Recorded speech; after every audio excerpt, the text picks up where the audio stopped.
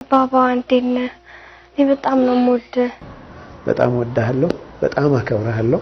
ወንድሜ ነህ፣ አባቴ ነህ፣ ጓደኛዬ ነህ፣ ሁሉ ነገር ነው። አላህ እድሜውን ያርዝም እና እኔም ሳድግ አንተን መርዳት ፈልጋለሁ። አንተ አሁን በጣም ብዙ ስራ አለብህ። ከሱም እኔ አንዱን ስራ ካንተ ወስድና አንተ በመሰራው ቦታ እኔ ላንተ እንዳግዝህ ፈልጋለሁ። ያው በከር ምሳሌ ሻማ እየቀለጠ ለህዝቡ የሚጠቅም ማለት ነው። በጣም ጀግና ነው። ምንም ነገር አይፈራም። አወከር ከአላህ በታች ምንም ነገር መፍራት የሚባል ልጅነቱም እያለ ቤት ውስጥም ስናድግም አብረን እንደዛ ነው። በጣም ደፋር ነው። በሉ ብሉ እነሱ በደንብ ሲበሉስ ቆሞ ያቸዋልና በዚህ ደረጃ ነው ያለው። አባቴን የሚተካ ልጅ ተወለደ። እንደዚህ አይነት ሆነ አቡበከር ማሻአላህ ተባረከላ። በጣም የተደሰትኩበት ወንድሜ ነው አቡበከር።